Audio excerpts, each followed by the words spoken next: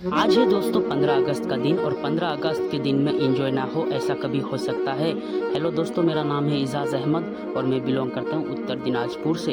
तो फाइनली दोस्तों मैं निकल चुका हूँ हाथीमारा हाई स्कूल के लिए, जिसका नाम है शकंतला हाई स्कूल। ये स्कूल जो है बहुत ही ज़्यादा फेमस है दोस्तों हमारी बंगाल में, क्योंकि ये दोस्तों स्कूल जो है बहुत ही ज़्यादा खूबसूरत है।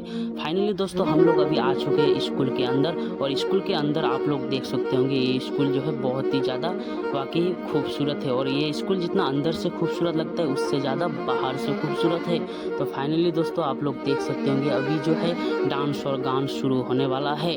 फिर दोस्तों थोड़ी देर बाद ही हम लोग निकल जाते हैं बाहर के लिए, क्योंकि अभी थोड़ा लेट है, इसीलिए हम लोग एक दूसरी जगह आ जाता है। यह जगह जो है दोस्तों वीडियो और फोटो शूट के लिए बहुत ही ज़्यादा परफेक्ट है। उसके बाद फिर डांस और गान शुरू हो जाता है दोस्तों। हमारे साथ आप लोग भी इस वीडियो को थोड़ा देख सकते होंगे।